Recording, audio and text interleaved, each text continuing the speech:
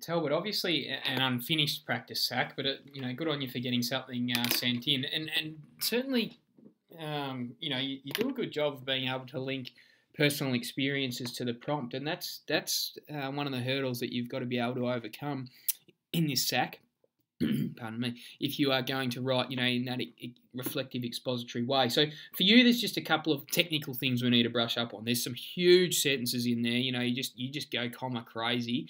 Comma, another phrase, comma, another phrase, comma, another phrase. And it just gets too long, and we get a little bit confused with where your point's going. So, you need to consider what is a sentence, and make sure you bang a few full stops in there just to make sure that your points are fully recognised and made. And the other thing is, it's just got to be a fluent link between your points that you make and the prompt. So, you go into the detail about how you got stranded in the bush, but then there was really no kind of, you didn't resolve that issue. You didn't tell us how that issue got resolved. And then, you just kind of make some point at the end that, I was intruding and I'm not going back there because I don't want to recognise, take the unnecessary risk. So, okay, we get the point there. All right, we make that point. And then you move on to the next one, and you make just a short paragraph about school, but again, don't really make a point with no reference to Kinsella there.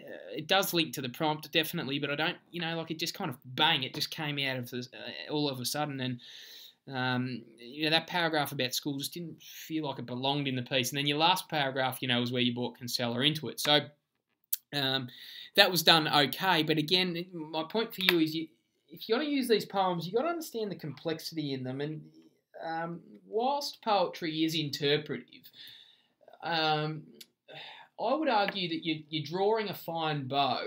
You're going to struggle convincing people of the argument that trees don't belong there.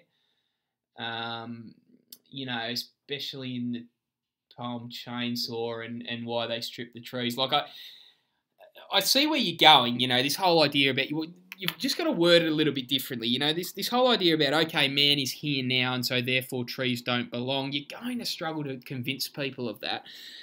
And I don't know if that's what you were trying to do, but that's kind of what it sounded like you were trying to do. And instead, you probably just need to clarify that point, that, okay, in these poems, in the poem Chainsaw and Why They Stripped the Last Trees, there was quite clearly humans who were intent on removing those trees. That's undeniable. And so maybe through those humans, Kinsella is suggesting that there are some people out there who,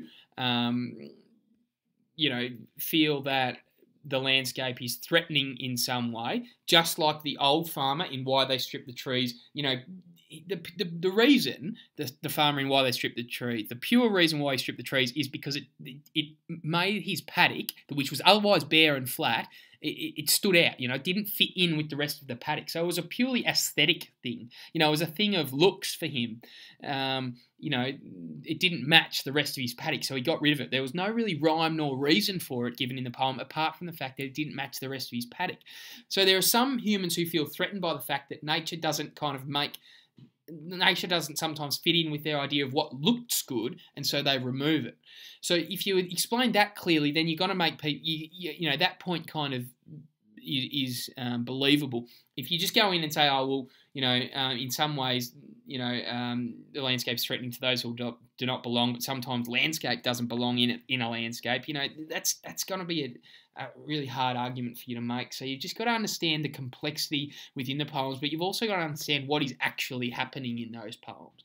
Okay, and so again, my main feedback for you is you need to have a bank of 4 or 5 poems that you know really well, that you know the ideas in them really well, and that you can quote a line or a word here and there that's going to help you make some point in reference to whatever the prompt is on Tuesday. But again, you've got to know 4 or 5 poems really well. And if you do that, I think you're writing well enough to kind of get a reasonable mark. I'd like to see a bit more use of some transitional words and phrases just to improve the quality of your writing. And if you do all that, then I think, if you know 4 or 5 poems really well, and make sure you kind of link it to the prompt, then you should go into the sack on Tuesday feeling reasonably confident that you can deal with whatever the prompt is and whatever's thrown at you in that sack.